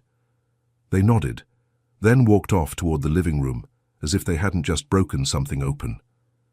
Evelyn stood there alone, holding the heart, and in that moment, and she knew, this wasn't about standing in for someone, this wasn't about pretending, this was about showing up. And when she looked up, she didn't notice the shadow just beyond the hallway, Jonathan Scott, still in his dress shirt, still holding the cufflink he hadn't fastened yet. He had heard only enough to feel it in his chest, and instead of stepping forward, he stepped back. Jonathan didn't ask that night, not about the card, not about the invitation. He came home late, as usual, quietly, the kind of late where you don't check your watch anymore. The townhouse was still. Dinner had already been cleared. The boys were upstairs, their laughter replaced by soft breathing behind closed doors. He found Evelyn in the kitchen, wiping down the counter, one hand steady, the other holding a folded tea towel. She looked up when he entered, gave a small smile, polite, tired, not forced, but not expecting anything either. "Boys asleep?" he asked. She nodded. "Just now." He reached for a glass from the cabinet, poured water from the fridge. The hum of the appliances filled the silence. There was something in the air, not tension, but the kind of space that forms when something hasn't been said yet. Evelyn didn't bring it up, neither did he. But when she started to leave, he asked, "What was the card?" She turned slowly. "Pardon?" "The one John gave you," he said, not looking up. "I saw it." She hesitated. Her fingers tightened slightly. "They invited me to the Mother's Day tea," she said gently. "No pressure, just a question." His jaw flexed, not with anger, but something closer to discomfort, noticing something too late. "And you said yes?" "I said I'd go if the school allows it." He nodded once.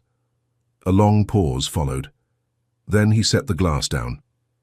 "They asked the maid to stand in for Margaret," he said flatly. More observation than question, but the words were cold in the air. Evelyn's breath caught. "I didn't ask them to," she said, quiet but steady. "I didn't expect it either. I didn't want to hurt them." Jonathan's face didn't change. He wasn't cruel, but something behind his eyes pulled back. "You know how people are," he muttered. "Parents, the board. That school lives on reputation. This could be misunderstood." Evelyn swallowed hard. "I understand," she said. "I haven't spoken to the school yet. If you'd prefer I don't go—" But he cut in. "It's not about what I prefer." He looked up at her then, for the first time tonight. "It's about how this looks. She was their mother. That space, it doesn't get replaced." Evelyn's voice dropped. "I never thought it did." They stood there still, not in conflict, but in a delicate space between caution and pain. She turned back toward the hallway, then paused. "They're not asking me to be her," she said without looking back. "They're asking someone to stand beside them, just for a day." He didn't answer. The moment passed. The fridge hummed again. She left the kitchen, and Jonathan stood alone, staring at the towel she'd left behind on the counter, folded neatly, one corner slightly frayed. He didn't sleep much that night. When he did, the dreams came back. Margaret's voice in pieces, a laugh cut off mid-sentence, the last time she touched his hand, right before they wheeled her away.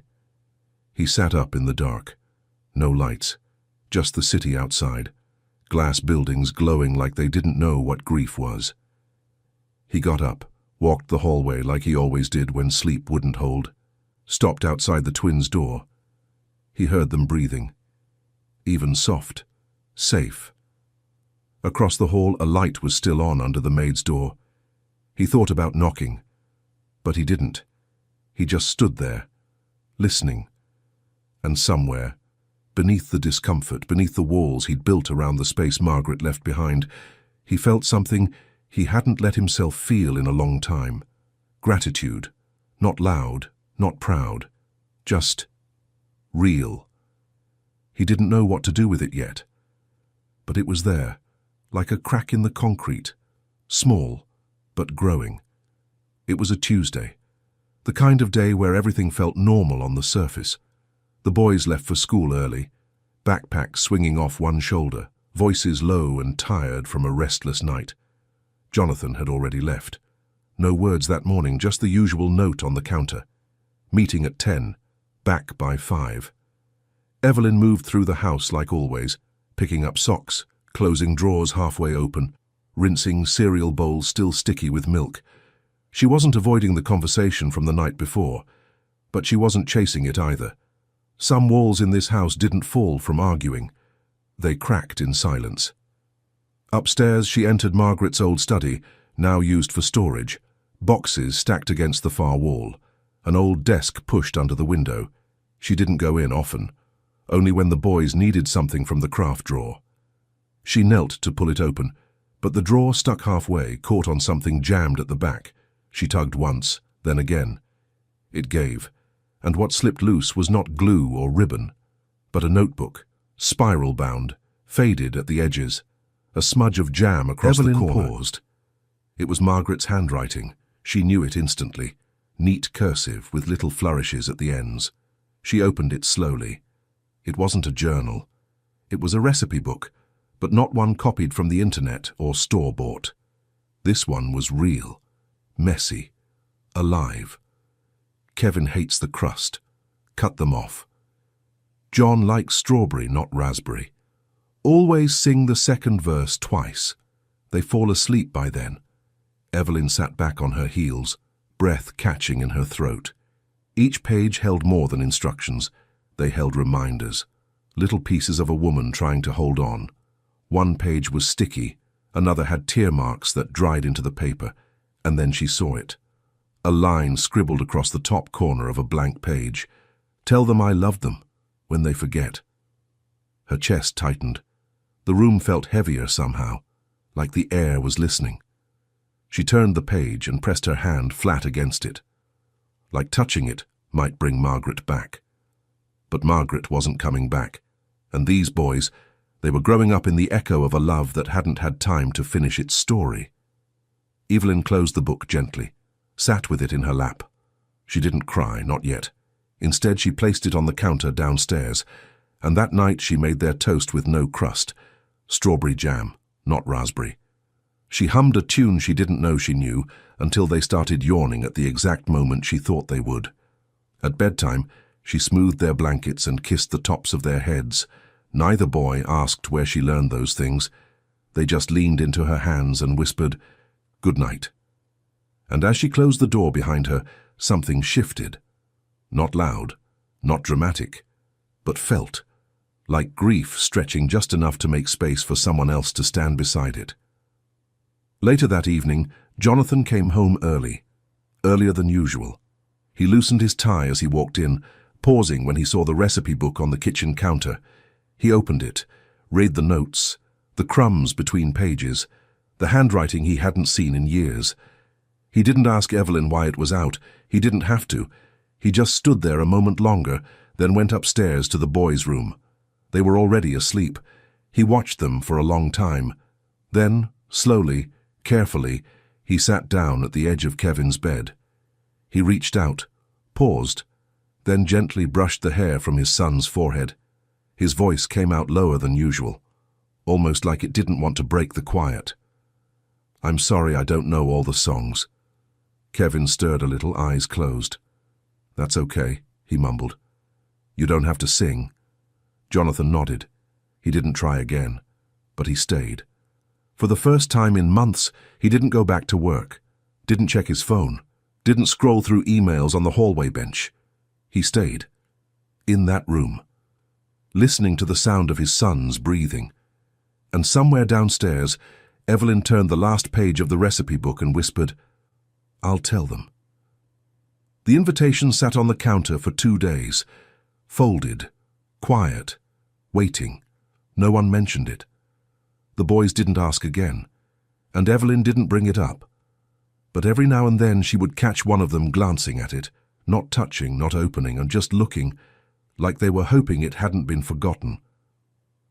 It was Wednesday afternoon when they asked to rehearse. Evelyn had just pulled a tray of biscuits from the oven, the whole kitchen warm with cinnamon and butter. Kevin stood by the window, holding a rolled-up paper like a microphone. John was sitting on the edge of the couch, his socks mismatched, his face unusually serious. "What if someone says you're not our mum?" Kevin asked quietly.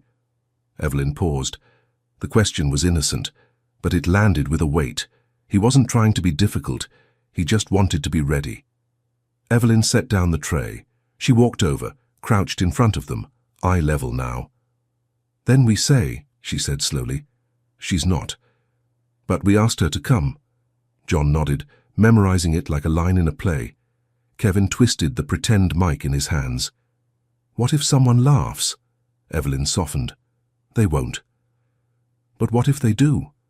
She looked at him for a long moment, touched his wrist gently. "Then we stay kind, and we tell the truth." John picked up his toy dinosaur and held it like a guest in the pretend classroom. Kevin cleared his throat. "This is Evelyn," he announced. "She helps us remember." Evelyn smiled, but it trembled. They practiced again, this time with silly voices. John made one of the dinosaurs a teacher with a funny accent. Kevin pretended to offer biscuits to imaginary classmates. Their laughter filled the room. Not loud, not wild, but pure, real. And down the hallway, just out of sight, Jonathan stood still. He'd come down the stairs for coffee, phone in hand, but the sound of Kevin's voice had stopped him mid-step. He didn't mean to listen, but he didn't move. He heard everything. "This is Evelyn. She helps us remember." And Evelyn's reply, "I'm not your mum. Just someone who loves you enough to stand where it hurts." He leaned against the wall, and for a moment he didn't feel like the head of the house, or the man who built $1 billion company. He felt like someone who had no idea how to rebuild what was gone. The laughter died down eventually. The boys ran upstairs. Evelyn stayed behind, folding their little blazers, brushing crumbs from the couch. She didn't know he'd been there. Later that evening, as she was wiping the kitchen table, Jonathan walked in. He looked tired. Not in the way sleep fixes, but the kind of tired that starts in the soul. He nodded toward the counter. "The school still hasn't called." Evelyn straightened slightly. "I can follow up in the morning." He hesitated. "If it gets approved," he said slowly, "you'll need something proper to wear. It's a formal event." Evelyn's hand stilled. She wasn't sure if it was permission or warning. "Of course," she said softly. "I have something." Another pause. The air between them was full, not of anger, but of things neither of them knew how to name. He looked down at the floor, then at the card still sitting on the counter. "They really want you there," he said quietly. Evelyn nodded. "They do." He rubbed the back of his neck, glanced once toward the staircase. "I don't want them to feel confused." "They're not," she replied. "Not about this." He looked at her, really looked this time. She wasn't trying to take anything. That was clear now. She was just there, still standing, still gentle, still saying yes to something that wasn't hers to carry, but she carried it anyway. Jonathan gave a small nod, then left the room. She didn't follow, didn't press. She just stood in the quiet, hands resting on the chair backs, eyes soft with something unspoken. And behind her, the folded card still sat on the counter, unopened, but not forgotten. The morning of the tea arrived grey and quiet. A soft drizzle misted the windows, the kind London kind, Not enough to need an umbrella, just enough to blur the glass. The twins were ready before anyone asked them to be. John buttoned Kevin's blazer. Kevin fixed John's hair. They didn't speak much. Not out of sadness, but focus. Today mattered. Not because it was Mother's Day, but because she said yes. Evelyn stood at the bedroom mirror in a powder blue dress she hadn't worn since her cousin's wedding. It wasn't new, but it felt new today. She kept her hair loose, simple, pressed down the nerves in her chest with soft, steady hands.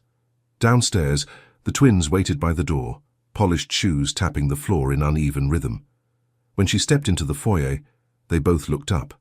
Their smiles were small, but full. Kevin held out a tiny flower, pulled from the garden that morning. John held the card, the same one, still folded, still creased. "You look like a memory," John said quietly. Evelyn blinked. She didn't ask what he meant. She didn't have to. The driver opened the door without comment. They rode in silence. Not heavy silence, the kind that holds something sacred. At St. Edmund's, the reception hall buzzed with light chatter. Linen tablecloths, paper crafts, mums in heels and soft perfume. The room was warm but tight. Every seat claimed, every glance loaded with unspoken comparisons. When Evelyn stepped in hand with the twins, the room noticed, not with shouting, but with stillness. Some eyes turned, some lips pressed together, others just stared. She felt it, not in her skin, but in her breath. But she didn't stop walking. Neither did they. The teacher smiled warmly. "Kevin, John, we're so happy to have your guest." Guest. Not mother, not mistake. Guest. It was enough. They found their table. The boys climbed into their seats, placing the card carefully in the center. Evelyn smoothed her dress, sat down, folded her hands. She could feel it again, the weight of being seen in a room where she was never meant to belong, not by title, not by dress code, not by the invisible lines that divide people like her from people like them. And then the door opened.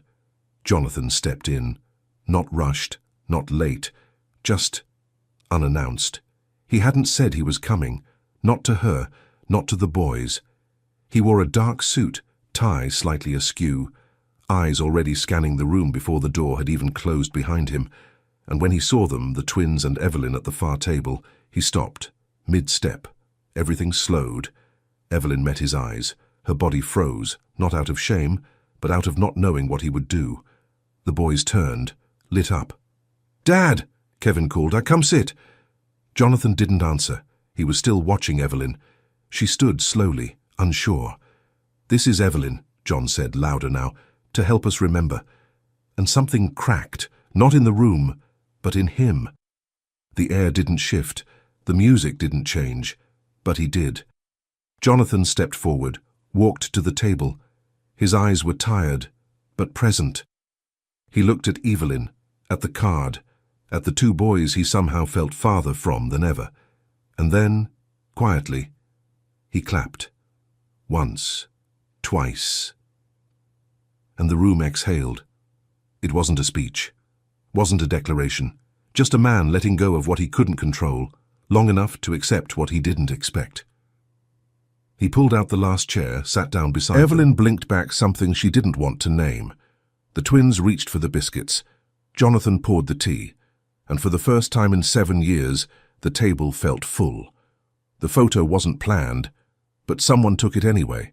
A parent, maybe 2 tables over, captured the moment just after Jonathan sat down. The twin boys in blazers, Evelyn in powder blue, a paper heart on the table, and a billionaire father quietly clapping. It wasn't posed, it wasn't dramatic, but it said enough.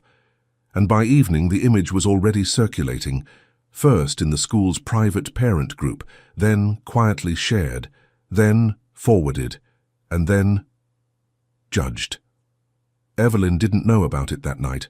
She was in the kitchen humming faintly as she wiped down the counter. The boys were upstairs arguing about which dinosaur got the top bunk. Jonathan was in the study, scrolling through emails that felt colder than usual.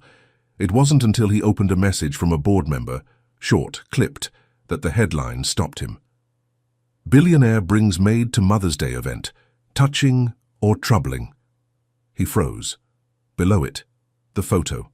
Slightly blurred, but clear enough to recognize her, them, him. He kept reading. Sweet or staged? What boundaries exist between help and home? Children deserve structure, not confusion. And then from someone he once considered a friend. This feels performative. Jonathan closed the laptop, stared at the blank wall across the room. He felt the rise of something in his chest, not rage, not shame, something quieter, more dangerous. Doubt. Downstairs, Evelyn hadn't noticed the silence yet. She was still riding the soft high of the day, the way the boys beamed when he walked in, the sound of their laughter clinking against teacups, the surprise of Jonathan's chair pulling out, his presence, not forced, just real. She'd carried that moment all day, until she turned from the sink and found him standing in the kitchen doorway. His face was unreadable. Not cold, just closed. I saw the photo, he said. She blinked. What photo? It's online. Parents are talking. She straightened, put the towel down. He stepped closer. Some think it crossed a line. Evelyn didn't answer right away. She didn't know what line he meant. I didn't ask for it to be public, she said carefully. I didn't even know. I know. His voice was low, controlled, but not angry. Just tired. I should have expected it, he muttered. Should have seen it coming. Evelyn's breath caught. The warmth from earlier faded like breath on glass. I was only there because they asked me. Her voice broke slightly. I didn't go to be seen. I went to show up. Jonathan looked at her then. Not past her, not through her. At her. I know, he said. And yet, the silence that followed, it felt like distance. Later, in her room, Evelyn sat on the edge of her bed. The dress hung neatly on the closet door. The flower the twins gave her lay drying on a paper towel by the window. She scrolled through her phone, then stopped. There it was, the post, shared, reposted, captioned. She didn't read all the comments, she couldn't, but one line lingered. Some roles should remain clear. It's dangerous when children forget who's who. She didn't cry. Not then. But she did sit back against the headboard and close her eyes. She'd known this moment might come. People always had opinions about things they didn't understand. But still, it hurt. Not because of the words, but because she didn't know if Jonathan had her back now that the room was empty. Upstairs, the twins were already asleep, but John had left something on his pillow, a folded note. Jonathan saw it when he came in to check on them. He opened it slowly. Crayon. Again. Thank you for clapping. We were scared, but you made it okay. He stared at it for a long time. The noise of the world was still in his head, the whispers, the questions.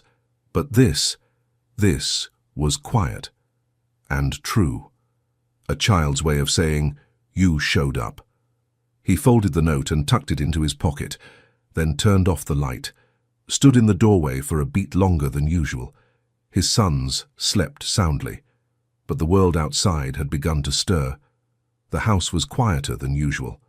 Not empty, just heavy. After the tea and the post, after the headlines and the strange looks at school drop-off, the world didn't crash. It just cooled, like the warmth had taken a step back. Evelyn kept her rhythm. She still folded the boys' clothes with care, still made toast the way Margaret used to, still placed vitamins on the side of their plates like it mattered, but the softness behind it had dimmed, not because she stopped caring, but because something sacred had been touched by people who didn't understand it. And once that happens, even the air feels different. Jonathan moved slower that week, stayed home more, not in a way that said, I'm present, but in a way that said, I'm trying to understand something I don't know how to say out loud. He watched more than he spoke, noticed the way Kevin leaned into Evelyn when his stomach hurt, how John looked at her for approval before telling a joke. These weren't things she taught them. They were things they trusted her with. And that trust, he hadn't seen it clearly until the world told him he shouldn't. The form came home on Friday, tucked in the twins' homework folder. Evelyn found it on the kitchen counter, a simple white paper with boxes and check marks.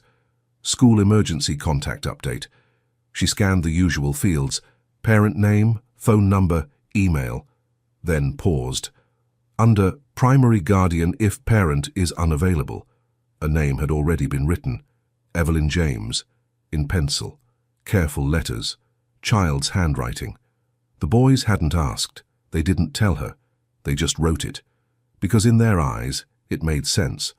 When things went wrong, when something hurt, she was the one they called. She stood at the counter, the form still in her hand, staring at her name as if it didn't belong there, but also couldn't be erased. Not because of ego, but because of love. The real kind. Quiet, steady, uninvited, but never unwanted. When Jonathan came downstairs, she almost didn't show him, but something in her said, "Don't hide this." So she placed it on the counter, not dramatic, not folded, and stepped back. He entered the room, rubbing sleep from his eyes, one hand still buttoning his cuff. Saw the paper, picked it up. His eyes scanned quickly, then stopped.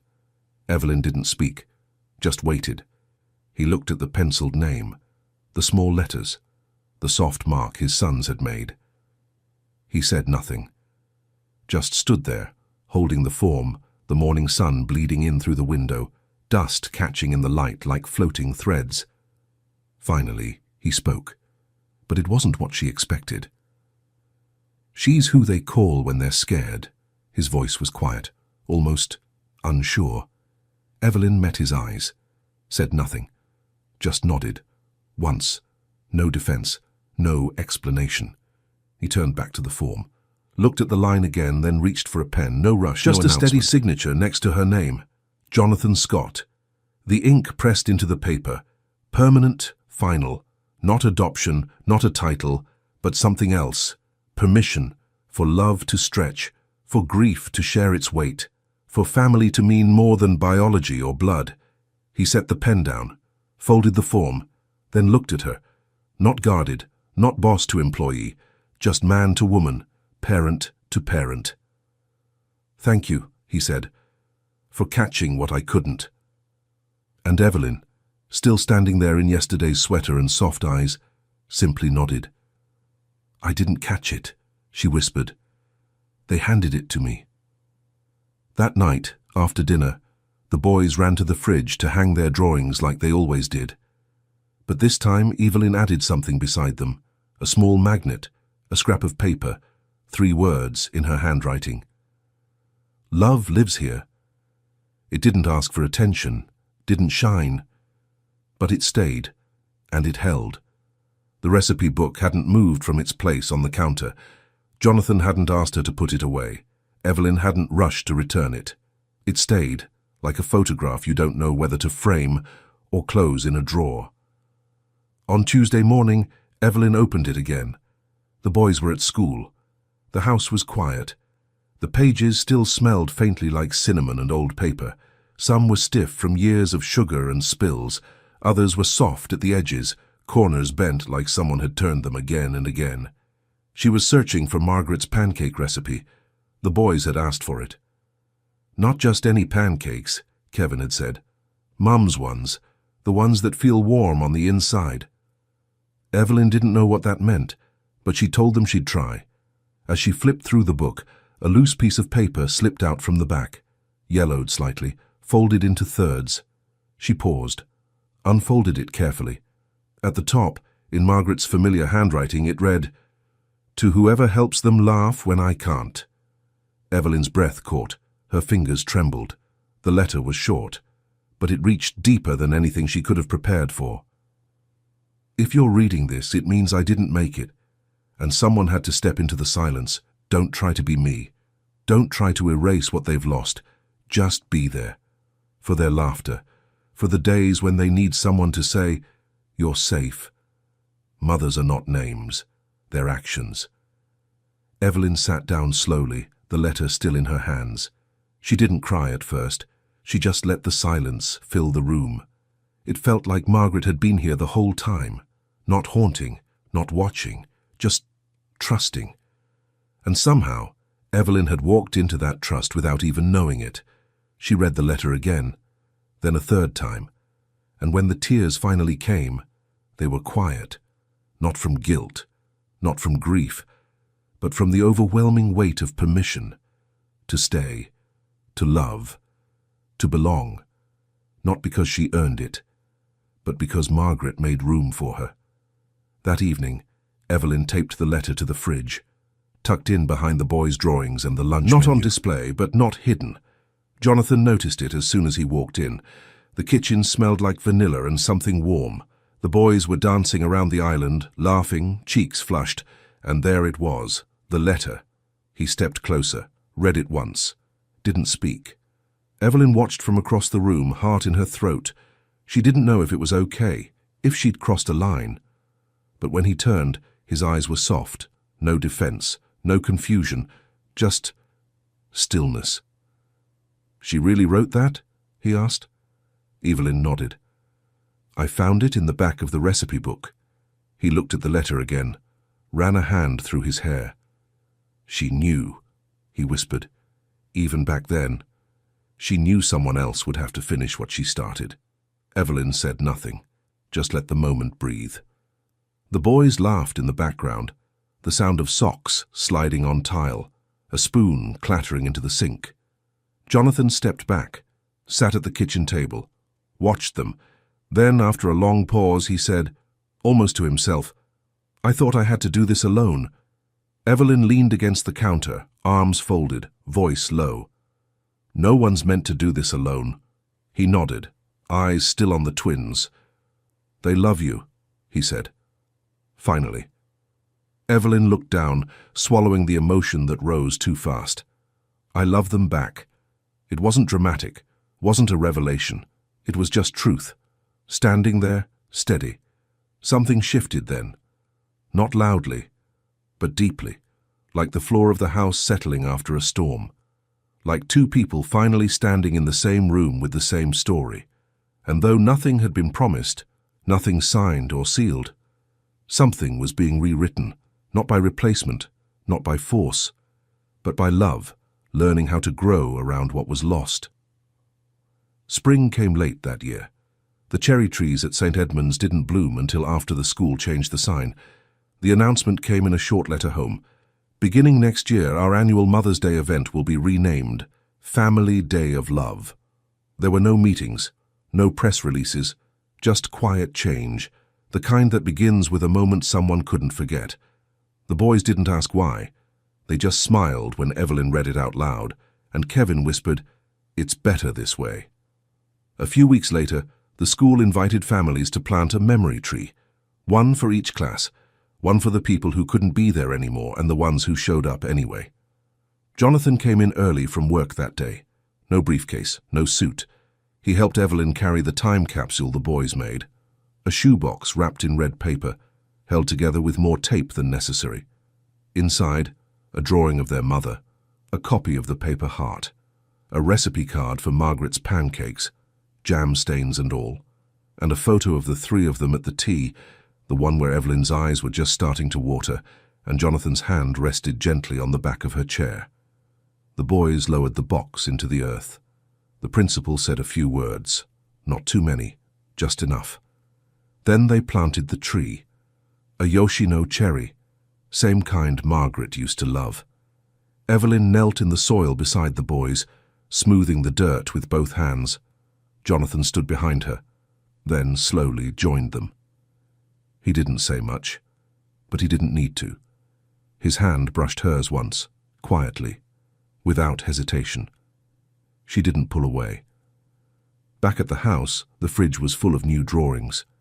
Kevin had drawn the tea party again, this time with Evelyn in the middle, not off to the side. John had drawn the tree, pink blossoms falling like confetti, a small red heart buried under the roots. The letter from Margaret stayed taped above them, still a little wrinkled, still holding. Some nights Evelyn would reread it when no one was around, not because she needed the words again, but because they reminded her she wasn't borrowing this life. She'd been invited into it. One night, weeks after the tree was planted, Jonathan walked into the kitchen after the boys had gone to bed. Evelyn was at the sink, rinsing mugs, her sleeves rolled, hair loose, tired in that familiar way. He leaned against the counter.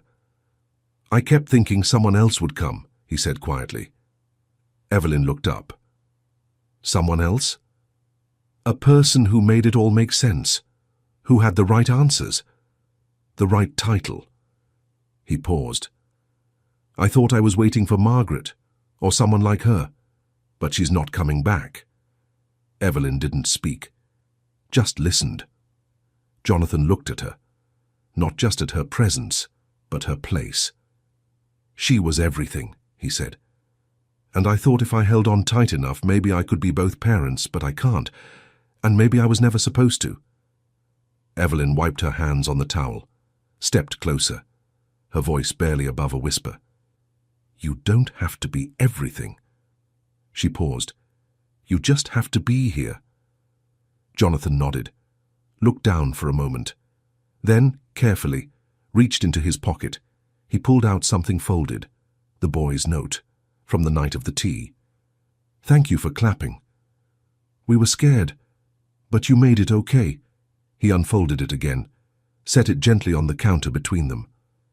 "I don't know what we are," he said, "or where this goes, but I know you make it okay." Evelyn looked at the note, then at him, not with answers, but with peace, and maybe that was enough. The next morning the twins woke to something new on the fridge, not a recipe, not a schedule, just a note in Evelyn's handwriting. "Love lives here always." And beside it, in Jonathan's, "And it's welcome to stay." If this story stirred something in you, if it reminded you of someone you lost, someone who stayed, or someone who quietly showed up when they didn't have to, then maybe you understand now. Love isn't about replacing what's gone, it's about choosing to remain, even when you weren't expected. Here at Elevated Heart Stories, we tell the kind of stories that live where words fall short, the ones that reach into silence and come back with something real. So if this story meant something to you, don't just click away. Subscribe, like, share it with someone who needs to know they're not alone, and tell us, where in the world are you watching from? Because from wherever you are, if your heart is open, you belong here. This is Elevated Heart Stories.